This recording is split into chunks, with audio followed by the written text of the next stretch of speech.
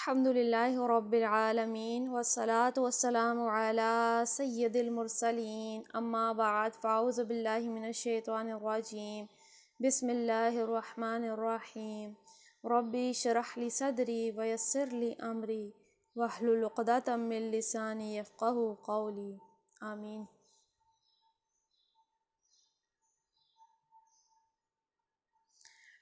جو ہمارا باب اول تھا اس سے ہماری ایک حدیث رہ گئی تھی کیونکہ کافی جامع تھی، تو آج اس کو بھی کمپلیٹ کر لیتے ہیں تاکہ پھر ہم چوتھے باب پہ جا سکیں۔ صحیح بخاری حدیث نمبر 7۔ ہرقل شاہ روم نے ان کے پاس قریش کے قافلے میں ایک آدمی بلانے کو بھیجا، اور اس وقت یہ لوگ تجارت کے لیے ملک شام گئے ہوئے تھے۔ یہ وہ زمانہ تھا جب رسول اللہ صلی اللہ تعالیٰ علیہ وسلم نے قریش اور ابو سفیان سے ایک وقتی عہد کیا ہوا تھا۔ جب ابو سفیان اور دوسرے لوگ ہرقل کے پاس ایلیا پہنچے، جہاں ہرقل نے دربار طلب کیا تھا، اس کے گرد روم کے بڑے بڑے لوگ، علماء، وزراء، امراء بیٹھے ہوئے تھے۔ ہرقل نے ان کو اور اپنے ترجمان کو بلوایا، پھر ان سے پوچھا کہ تم میں سے کون شخص مدعی رسالت کا زیادہ قریبی عزیز ہے؟ ابو سفیان کہتے ہیں، میں بول اٹھا کہ میں اس کا سب سے زیادہ قریبی رشتہ دار ہوں۔ یہ سن کر ہرقل نے حکم دیا کہ اس کو یعنی ابو سفیان کو میرے قریب لا کر بٹھاؤ اور اس کے ساتھیوں کو اس کی پیٹھ کے پیچھے بٹھا دو۔ پھر اپنے ترجمان سے کہا کہ ان لوگوں سے کہہ دو کہ میں ابو سفیان سے اس شخص کے یعنی محمد صلی اللہ تعالیٰ علیہ وسلم کے حالات پوچھتا ہوں۔ اگر یہ مجھ سے کسی بات میں جھوٹ بول دے تو اس کا جھوٹ ظاہر کر دینا۔ ابو سفیان کا قول ہے کہ اللہ کی قسم، اگر مجھے یہ غیرت نہ آتی کہ یہ لوگ مجھ کو جھٹلائیں گے تو میں محمد آپ صلی اللہ تعالیٰ علیہ وسلم کی نسبت ضرور کوئی غلط گوئی سے کام لیتا۔ خیر، پہلی بات جو ہرقل نے مجھ سے پوچھی وہ یہ تھی کہ اس شخص کا خاندان تم لوگوں میں کیسا ہے۔ اب یہ ہرقل میں پتہ ہے کہ یہ بادشاہ ہے، اس نے اپنا دربار لگایا۔ ان کو پتہ چلا تھا کہ ایک شخص نے مکے میں جو ہے نبوت کا دعویٰ کیا ہے، وہ اس حوالے سے پوچھنا چاہ رہا تھا۔ تو وہاں پہ یہ لوگ تجارت کی غرض سے اپنے قافلے گئے تھے، جن میں ابو سفیان تھا، جن میں اور باقی دیگر مسلمان بھی تھے۔ تو اس نے سب کو اکٹھے بٹھایا۔ ابو سفیان چونکہ اسلام نہیں لایا تھا، اس نے کہا اگر مجھے پتہ ہوتا کہ یہ لوگ جو میرے پیچھے ہیں یہ سچ بول دیں گے تو میں ضرور جھوٹ بولتا ان کے بارے میں۔ تو سب سے پہلی بات جو اس نے ہرقل نے پوچھنا شروع کیا، اب سوال پوچھنا شروع کیا واقعی چیک کرنے کے لیے کہ یہ واقعی شخص صحیح ہے یا نہیں ہے۔ تو سب سے پہلی بات جو اس نے پوچھی وہ یہ کہ اس شخص کا خاندان تم لوگوں میں کیسا ہے؟ میں نے کہا وہ تو بڑے اونچے عالی نسب والے ہیں۔ کہنے لگا اس سے پہلے بھی کبھی کسی نے تم لوگوں میں ایسی بات کہی تھی؟ میں نے کہا نہیں۔ کہنے لگا اچھا اس کے بڑوں میں سے کوئی بادشاہ ہوا ہے؟ میں نے کہا نہیں۔ پھر اس نے کہا بڑے لوگوں نے اس کی پیروی اختیار کی ہے یا کمزوروں نے؟ میں نے کہا نہیں، کمزوروں نے۔ پھر کہنے لگا اس کے تابعدار روز بڑھتے جاتے ہیں یا کوئی ساتھی پھر بھی جاتا ہے؟ میں نے کہا نہیں۔ کہنے لگا کہ کیا اپنے اس دعوائے نبوت میں پہلے کبھی کسی بھی موقع پر اس نے جھوٹ بولا ہے؟ میں نے کہا نہیں۔ اب ہماری اس سے صلح کی ایک مقرر مدت ٹھہری ہوئی ہے، معلوم نہیں کہ وہ اس میں کیا کرنے والا ہے۔ ابو سفیان کہتے ہیں میں اس بات کے سوا اور کوئی جھوٹ اس گفتگو میں شامل نہ کر سکا۔ انہی حوالے سے یہ گمان کرنا کہ پتہ نہیں وہ اپنا جو وعدہ ہمارے ساتھ معاہدہ ہوا اس کو پورا کریں گے یا نہیں، اس میں سے بولا کہ پتہ نہیں وہ کریں گے یا نہیں کریں گے، حالانکہ اس کو معلوم تھا کہ وہ صادق اور امین ہیں، اپنے وعدوں کا پاس رکھتے ہیں۔ ہرقل نے کہا کیا تمہاری اس سے کبھی لڑائی بھی ہوتی ہے؟ ہم نے کہا ہاں۔ پھر بولا جب تمہاری اور اس کی جنگ کا کیا حال ہوتا ہے؟ میں نے کہا لڑائی ڈول کی طرح ہے، کبھی وہ ہم سے میدان جنگ جیت لیتے ہیں، کبھی ہم ان سے جیت لیتے ہیں۔ ہرقل نے پوچھا وہ تمہیں کس بات کا حکم دیتا ہے؟ میں نے کہا وہ کہتا ہے صرف ایک اللہ ہی کی عبادت کرو، اس کا کسی کو شریک نہ بناؤ، اور اپنے باپ دادا کی شرک کی باتیں چھوڑ دو، اور ہمیں نماز پڑھنے، سچ بولنے، پرہیزگاری، صلح رحمی کا حکم دیتا ہے۔ یہ سن کر پھر ہرقل نے اپنے ترجمان سے کہا کہ ابو سفیان سے کہہ دے کہ میں نے تم سے اس کا نسب پوچھا تو تم نے کہا وہ ہم میں عالی نسب ہیں، اور پیغمبر اپنی قوم میں عالی نسب ہی بھیجے جاتے ہیں۔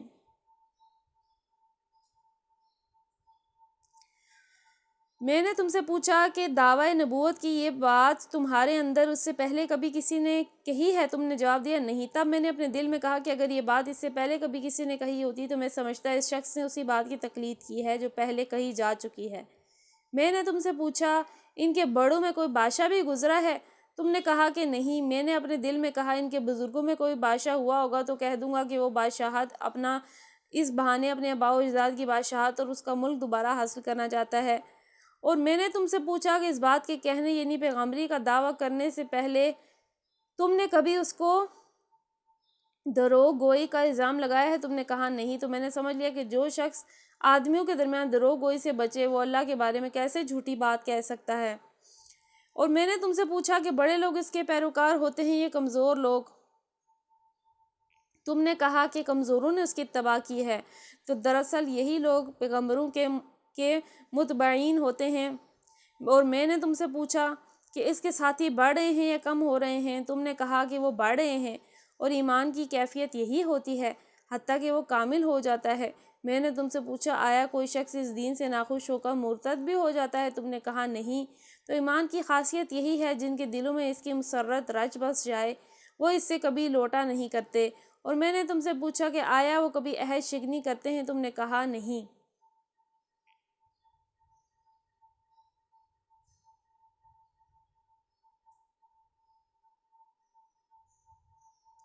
کہ کیا وہ کسی چیز کی عہد شکنی کرتے ہیں؟ تم نے کہا نہیں۔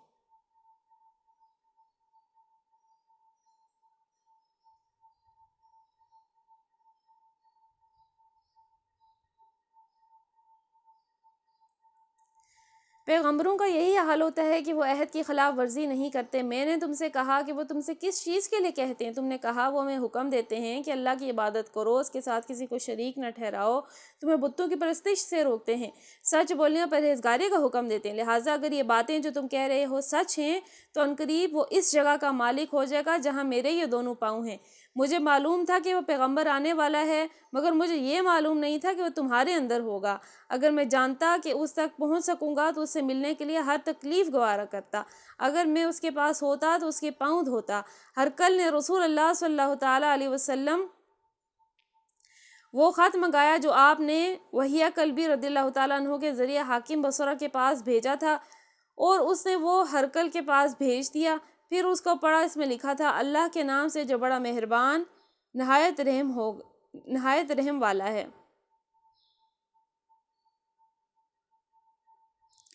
نہایت رحم والا ہے۔ اللہ کے بندے اور اس کے پیغمبر محمد صلی اللہ تعالیٰ علیہ وسلم کی طرف سے یہ خط ہے شاہ روم کے لیے۔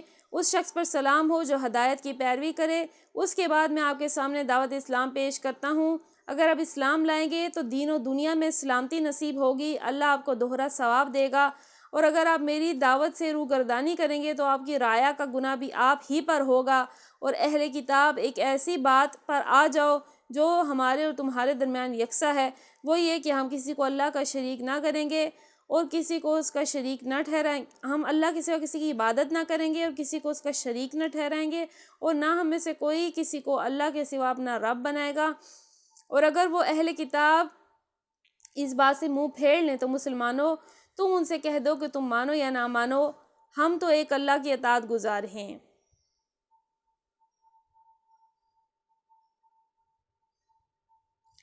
تو ابو سفیان کہتے ہیں کہ جب ہرقل نے جو کچھ کہنا تھا کہہ دیا اور خط پڑھ کر فارغ ہوا تو اس کے ارد گرد بہت شور و غوغا ہوا، بہت سی آوازیں اٹھی اور ہمیں باہر نکال دیا گیا۔ یعنی اب کیا ہوا کہ ہرقل جو ہے ویسے دل سے ایمان لے آیا تھا کہ کیونکہ بشارتیں بھی تھی کتابوں میں کہ آخری نبی آنے والے ہیں، ان کا زمانہ قریب ہے، تو جو باتیں بتائی گئی وہ تمام شانیں، تمام خصوصیات ویسی تھی جو کہ انبیاء سے، پیغمبروں سے ملتی جلتی تھیں۔ تو اس نے پھر وہ خط منگایا جو رسول اللہ نے اس کے نام لکھا تھا، اس نے وہ پڑھا۔ پھر کیا ہوا کہ اس کے دربار میں بہت شور ہو گیا۔ تب میں نے اپنے ساتھیوں سے کہا کہ ابو قبشہ کے بیٹے یعنی نبی کریم صلی اللہ تعالیٰ علیہ وسلم کا معاملہ تو بہت بڑھ گیا ہے، دیکھو تو اسے بنی اصفر روم کا بادشاہ بھی ڈرتا ہے۔ مجھے اس وقت سے اس بات کا یقین ہو گیا تھا کہ نبی صلی اللہ تعالیٰ علیہ وسلم عنقریب غالب ہو کر رہیں گے، حتیٰ کہ اللہ نے مجھے مسلمان کر دیا۔ راوی کا بیان ہے کہ ابن ناطور ایلیا کا حاکم ہرقل کا مصاحب اور شام نصارہ کا لارڈ پادری بیان کرتا ہے کہ ہرکل جب ایلیا آیا اس دن صبح کو پریشان اٹھا تو اس کے درباریوں نے دریافت کیا کہ آج ہم آپ کی حالت بدلی ہوئی پاتے ہیں، کیا وجہ ہے؟ ابن ناطور کا بیان ہے کہ ہرکل نجومی تھا، علم نجوم میں وہ پوری مہارت رکھتا تھا۔ اس نے اپنے ہم نشینوں کو بتایا کہ میں نے آج رات ستاروں پر نظر ڈالی تو دیکھا کہ ختنہ کرنے والوں کا بادشاہ ہمارے ملک پر غالب آ گیا ہے۔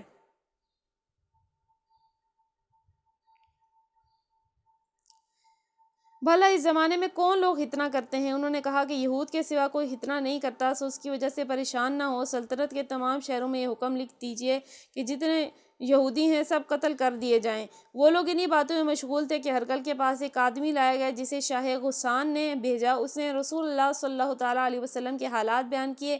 جب ہرکل نے سارے حالات سن لیے تو کہا کہ جا کر دیکھو وہ ختنہ کیے ہوئے ہے یا نہیں۔ انہوں نے اسے دیکھا تو بتلایا کہ وہ ختنہ کیے ہوئے ہے۔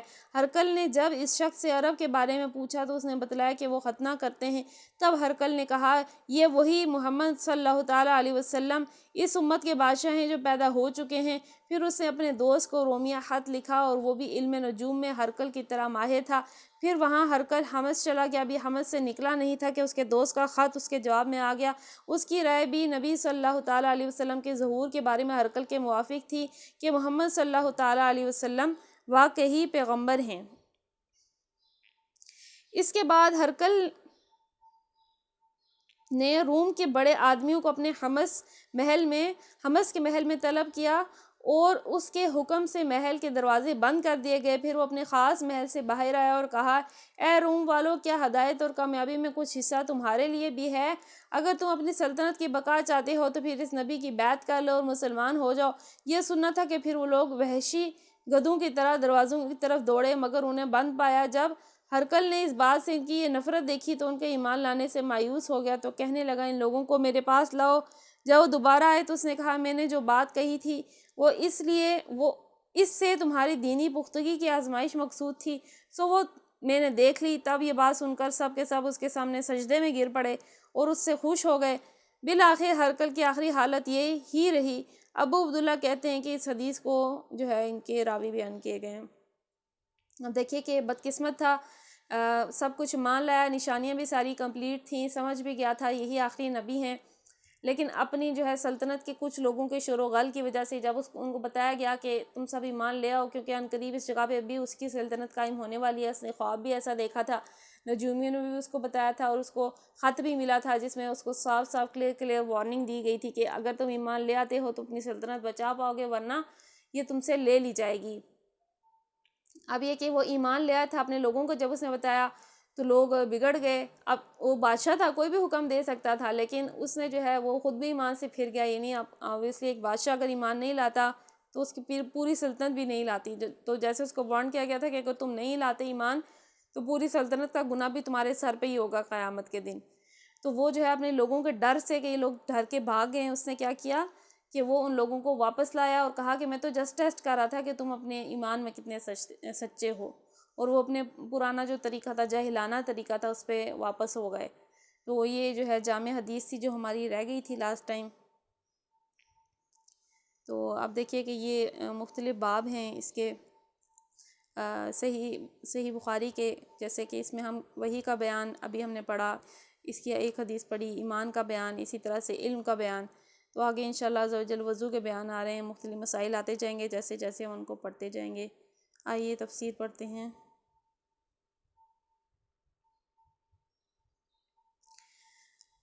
اعوذ باللہ من الشیطان الرجیم، بسم اللہ الرحمن الرحیم۔ سورہ بقرہ آیت نمبر 143۔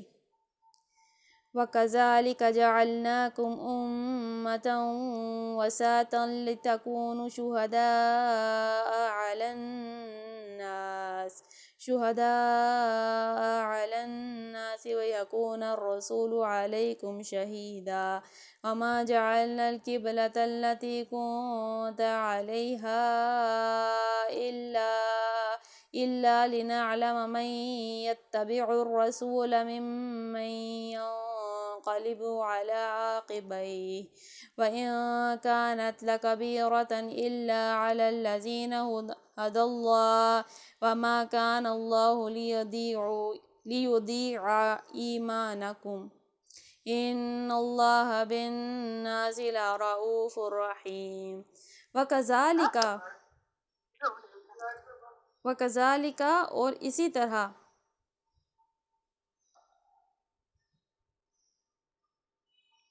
جعلناکم ہم نے تمہیں بنایا امتاً امت وساطاً معتدل لتکونوا تاکہ تم ہو جاؤ شہداء گواہ علی الناس لوگوں پر ویکون اور ہو الرسول رسول علیکم تم پر شہیدہ گواہ وما جعلنا اور نہیں مقرر کیا ہم نے قبلۃ قبلہ التی وہ کس کنتا آپ تھے علیہا اس پر الا مگر لنعلم تاکہ ہم معلوم کر لیں من یتبع الرسول کون پیروی کرتا ہے رسول کی ممن اس سے جو ینقلب پھر جاتا ہے علی عقبیہ اپنی ایڑیوں پر وَإِن اور بے شک کانت یہ تھی لکبیرتاً بہت بھاری الا علی الذین مگر ان لوگوں کے لیے ہد اللہ جنہیں ہدایت دی اللہ نے وما کان اور نہیں اللہ لیضیع کہ وہ ضائع کرے ایمانکم تمہارا ایمان ان اللہ بالناس بے شک اللہ ہے لوگوں کے ساتھ رؤوف رحیم بڑا شفیق رحم فرمانے والا اور اسی طرح ہم نے تمہیں ایک امت وسط بنایا ہے تاکہ تم دنیا کے لوگوں پر گواہ ہو اور رسول تم پر گواہ ہو پہلے جس چیز کی طرف تم رخ کرتے تھے اس کو تو ہم نے صرف یہ دیکھنے کے لیے مقرر کیا تھا کہ کون رسول کی پیروی کرتا ہے اور کون الٹا پھر جاتا ہے یہ معاملہ تھا تو بڑا سخت مگر ان لوگوں کے لیے کچھ بھی سخت ثابت نہیں ہوا جو اللہ کی ہدایت سے فیض یاب تھے اللہ تمہارے اس ایمان کو ہرگز ضائع نہیں کرے گا یقین جانو کہ وہ لوگوں کے حق میں نہایت شفیق و مہربان ہے۔ تو اب دیکھیے کہ اللہ نے کیا بنایا ہمیں امت وسط اس کا معنی کیا ہے ہمیں اللہ تعالیٰ نے کیا بنایا ہے ہماری کیا ڈیوٹی ہے جیسا کہ اس میں بتایا جا رہا ہے کہ تمہیں امت وسط بنایا ہے اور پھر کیا فرمایا جا رہا ہے کہ تم لوگوں پر گواہ ہو قیامت کے دن ہم جو ہے لوگوں پر گواہی دیں گے کہ ہم نے سب کو حق بات پہنچا دی تھی اب کیا ہم واقعی پہنچاتے ہیں ہم اپنی ڈیوٹی کتنی نبھاتے ہیں بتایا کہ تم لوگوں پر گواہ ہوگے تو آئیے اس کی تفسیر پڑھتے ہیں یہ امت محمد صلی اللہ تعالیٰ علیہ وسلم کی امامت کا اعلان ہے اسی طرح کے اشارہ دونوں طرف ہے اللہ کے اس رہنمائی کی طرف بھی جس سے محمد صلی اللہ تعالیٰ علیہ وآلہ وسلم کی پیروی قبول کرنے والوں کو سیدھی راہ معلوم ہوتی ہے اور وہ ترقی کرتے کرتے اس مرتبے پر پہنچتے ہیں کہ امت وسط قرار پاتے ہیں اور تحویل قبلہ کی طرف بھی نادان اس محض ایک سمت سے دوسری سمت کی طرف پھرنا سمجھ رہے ہیں حالانکہ دراصل بیت المقدس سے کعبہ کی طرف سمت قبلے کا پھرنا یہ معنی رکھتا ہے کہ اللہ نے بنی اسرائیل کو دنیا کی پیشوائی کے منصب سے باضابطہ موصول کیا اور امت محمدیہ کو اس پر فائز کر دیا تھا کیا کہ قبلہ اول تھا وہ بیت المقدس تھا اس کو بنی اسرائیل سے یہودیوں سے خاص نسبت حاصل تھی تو ایک جو قبلہ تبدیل ہونے کی وجہ یہ بھی تھی کہ اے بنی اسرائیل تم سے امامت لے لی گئی ہے تم نے اپنے جو رویے رکھے تم بگڑ گئے جیسی تم نے خرابیاں کی اس کے بعد یہ امامت ہم نے تم سے لے لی ہے اور یہ امامت اب مسلمانوں کے تاج ہے سروں کا تاج ہے تو کعبے کو ہم نے قبلہ بنایا ہے۔ تو آئیے سنتے امت وسط سے کیا مراد ہے۔ امت وسط کا لفظ اس قدر و وسیع معنونیت اپنے اندر رکھتا ہے کہ کسی دوسرے لفظ سے اس کے ترجمے کا حق ادا نہیں کیا جا سکتا۔ اس سے مراد ایک ایسا اعلیٰ اور اشرف گروہ ہے جو عدل و انصاف اور توسط کی روش پر قائم ہو، جو دنیا کی قوموں کے درمیان صدر کی حیثیت رکھتا ہو، جس کا تعلق سب کے ساتھ یکساں حق و راستی کا تعلق ہو اور حق ناروا تعلق کسی سے نہ ہو۔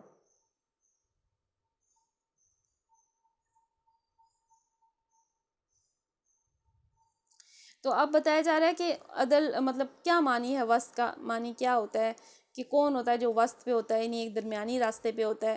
تو فرمایا جا رہا ہے کہ یہ وہ گروہ ہے جو عدل کے راستے پہ انصاف کے راستے پہ ہوتا ہے، جو دنیا کی قوموں کے درمیان جو ہے ایک صدر کی حیثیت رکھتا ہے، یعنی جس کا کام ہوتا ہے سب کو یکساں حقوق دینا، کسی کے ساتھ ناحق نہ ہو، کسی کے ساتھ زیادتی نہ ہو۔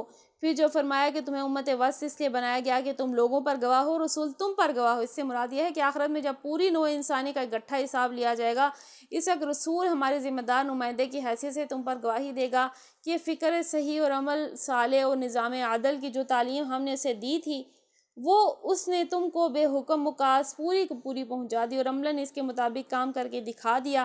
اس کے بعد رسول کے قائم مقام ہونے کی حیثیت سے تم کو عام انسانوں پر گواہ کی حیثیت سے اٹھنا ہوگا اور یہ شہادت دینی ہوگی کہ رسول نے جو کچھ تمہیں پہنچایا وہ تم نے انہیں پہنچانے میں، اور جو کچھ رسول نے تمہیں دکھایا ہے اور تم نے انہیں دکھانے میں اپنی حد تک کوئی کوتاہی نہیں کی۔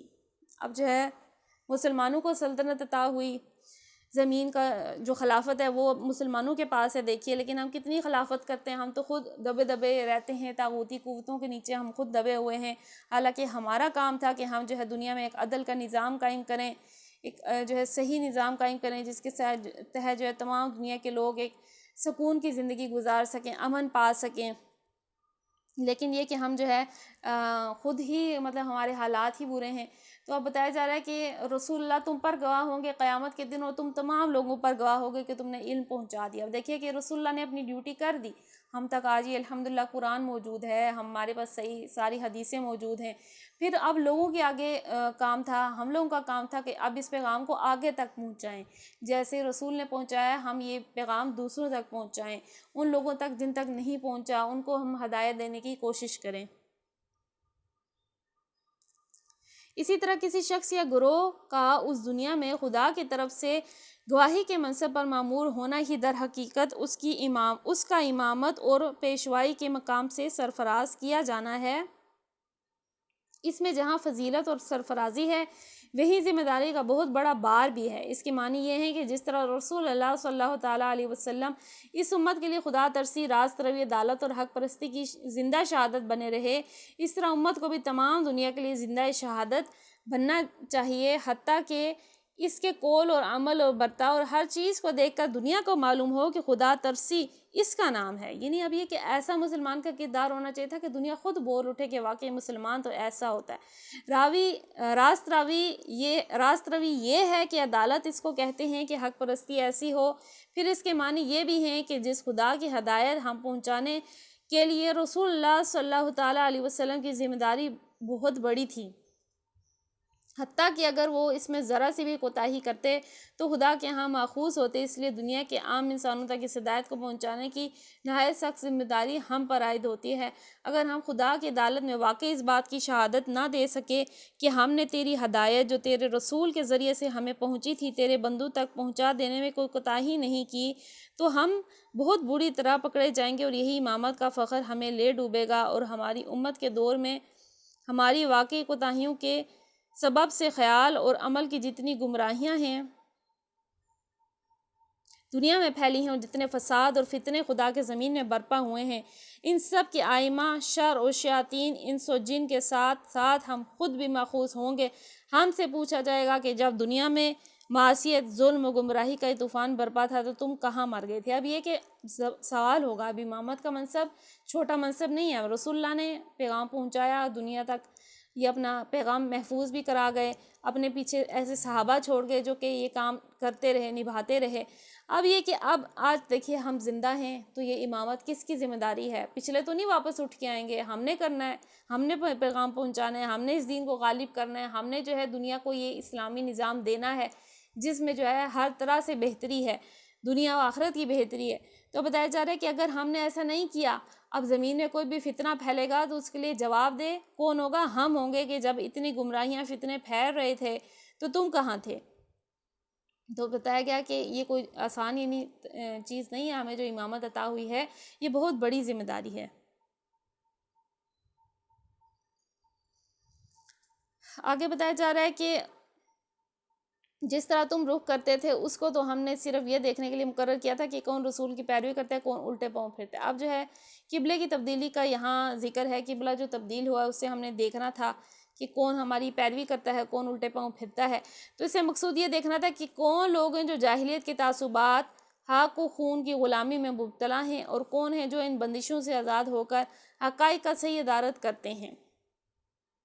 پوچھا گیا کہ کون لوگ ہیں جو کہ واقعی جو ہے جاہلیت میں یعنی غلامی میں پڑے ہوئے ہیں، اور یہ دیکھنا تھا کہ کون واقعی صحیح معنوں میں آزاد ہے، یعنی جو کعبے کی تبدیلی ہے اس سے ان چیزوں کا پتہ چل جانا تھا۔ ایک طرف اہل عرب اپنے وطنی اور نسلی فخر میں مبتلا تھے، اور عرب کے کعبے کو چھوڑ کر باہر کے بیت المقدس کو قبلہ بنانا ان کی اس قوم پرستی کی کے بت پر ناقابل برداشت ضرب تھا۔ تو بتایا جا رہا ہے کہ اب جو ہے سب سے پہلے یہ تھا کہ سب سے پہلے وہ کعبے کو ایک بہت تعظیم کی جگہ سمجھتے تھے، وہاں انہوں نے بت سجا رکھے تھے۔ سب سے پہلے ایمان لانے والوں کو کیا تھا، کعبے کو چھوڑ کے بیت المقدس کی طرف نماز پڑھتے تھے۔ دوسری طرف بنی اسرائیل اپنی نسل پرستی کے غرور میں پھنسے ہوئے تھے، اور اپنے آبائی قبلے کے سوا کسی دوسرے قبلے کو برداشت کرنا ان کے لیے محال تھا۔ اب جو یہودی تھے، پہلی بات تو یہ ہے کہ ان میں سے زیادہ تر ایمان لائے نہیں تھے، دوسرا یہ کہ ان کے آباء و اجداد کا قبلہ بیت المقدس تھا۔ اب ان کے لیے بھی ٹیسٹ تھا کہ کیونکہ پیروی تو اللہ کے حکم کی کرنی ہے، اگر وہ ایمان واقعی لے آئیں کہ یہ کتاب حق ہے، یہ نبی برحق ہیں، تو اب قبلے کی تبدیلی ان کے لیے کوئی پرابلم والی بات نہیں ہونی چاہیے تھی۔ ظاہر ہے کہ یہ بت جن لوگوں کے دلوں میں بسے ہوئے تھے، وہ اس راستے پر کیسے چل سکتے تھے جس کی طرف اللہ کا رسول انہیں بلا رہا تھا۔ اس لیے اللہ نے ان بت پرستوں کو سچے حق پرستوں سے الگ چھان دینے کے لیے پہلے بیت المقدس کو قبلہ مقرر کیا، تاکہ جو لوگ عربیت کے بت کی پرستش کرتے ہیں وہ الگ ہو جائیں۔ پھر اس قبلے کو چھوڑ کر کعبے کو قبلہ بنایا، تاکہ جو لوگ اسرائیلیت کے پرستار ہیں وہ بھی الگ ہو جائیں۔ اسی طرح صرف وہ لوگ اللہ کے رسول کے ساتھ رہ گئے جو کسی بت کے پرستار نہ تھے، محض خدا کے پرستار۔ نہیں، اصل میں کون رہا جو واقعی موحد تھا، ایک اللہ کا ماننے والا تھا۔ اب جس کے دل میں کوئی بھی خامی کھوڑ تھی، وہ تو قبلے کی تبدیلی سے پریشان ہی ہو گیا، جس کا ایمان کمزور تھا، یا جو ہے جیسے بنی اسرائیل میں لوگ تھے، ان کو اعتراض تھا کہ ہمارا قبلہ کیوں چینج ہو گیا ہے۔ تو دراصل پہلے تو بتایا گیا کہ امامت تم سے لے لی گئی ہے، اور دوسرا یہ کہ یہ ٹیسٹ تھا کہ تم جو ہے واقعی تم صحیح معنوں میں ایمان لائے ہو، یا تمہارا جو کیونکہ تمہارے قبلے سے ملتا جلتا تھا تو تم تب ایمان لائے ہو۔ تو اس طرح سے ٹیسٹ کرنا تھا مسلمانوں کو، اللہ تعالیٰ نے آزمانا تھا، تو ان کو جو ہے اللہ تعالیٰ نے اس طرح سے قبلہ تبدیل کیا۔ اس میں کئی سارے فائدے حاصل ہوئے۔ تو آج جو ہے آج ہم نے ایک ہی آیت کی تفسیر پڑھی ہے، کافی جامع تھی، اور ہم نے جو حدیث پڑھی وہ بھی کافی جامع تھی۔ اللہ تعالیٰ سے دعا کرتے ہیں کہ آج کے ہم نے درس و بیان میں جو کچھ سنا، تفسیر میں سنا، حدیث میں سنا، اسے یاد رکھنے، اس سے حکمت کے موتی چننے کی ہمیں توفیق عطا فرمائے، اس سے جو ہے اپنے عملوں میں اضافے کی توفیق عطا فرمائے، اور ہم سب سے سدا سدا کے لیے راضی ہو جائے۔ اللہم صلی علی محمد وعلی آل محمد، سبحانک اللہم وبحمدک لا الہ الا انت، استغفرک واتوب الیک۔ بسم اللہ الرحمن الرحیم، وصلی اللہ علی محمد صلی اللہ تعالی علیہ وآلہ وسلم۔